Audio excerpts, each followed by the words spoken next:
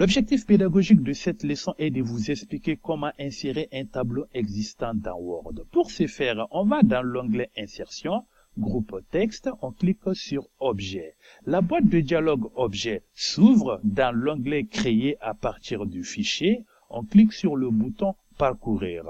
Dans cette boîte de dialogue, on clique sur Facture du client, puis Insérer. À partir de cette boîte de dialogue maintenant, nous avons deux cases à cocher. La première liée au fichier, cela crée une liaison avec le fichier d'origine. Toutes modifications faites seront importées automatiquement dans le fichier Word. Affiché sous forme d'icône, on a cette icône qui sera insérée dans notre document Word. On peut changer l'icône. Vous avez tout un tas d'icônes à votre disposition pour insérer. Pour notre cas, nous n'aurons pas besoin d'insérer l'icône. On va annuler et décocher la case. Ensuite, OK. En ce moment, notre tableau est inséré dans notre document. Si nous souhaitons apporter des modifications dans le tableau, c'est très simple. On double-clique sur le fichier, le dossier fichier Excel s'ouvre. Maintenant, je prends un exemple sur le sac de sucre qui est de 2 quantités. Je mets 4. En plus, le litre d'huile qui est de 5 litres, je mets 10 litres. Mon montant total maintenant est de 265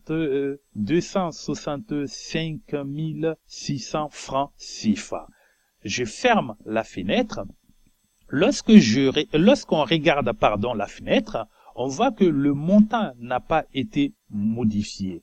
Pour modifier ce montant, je fais un clic droit sur le tableau. Dans le menu contextuel, on clique sur Mettre à jour les liaisons. Les modifications sont apportées dans le tableau. Maintenant, j'ai une seconde chose à vous montrer. Si vous souhaitez pas que quelqu'un apporte des modifications dans ce tableau-là, je clique sur le tableau. Maintenant, objet feuille de calcul, on clique sur liaison. Dans la boîte de dialogue liaison, on va cliquer rompre la liaison et puis on clique sur oui. Maintenant, le tableau devient un objet. Si une tierce personne souhaite apporter de modifications, il ne peut pas écrire dans le tableau ni rien. Je fais CTRL Z pour revenir en arrière.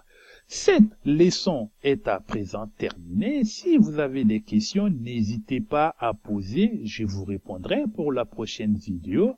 Merci de vous abonner à la chaîne. Si vous avez aimé la vidéo, likez. Merci, à bientôt.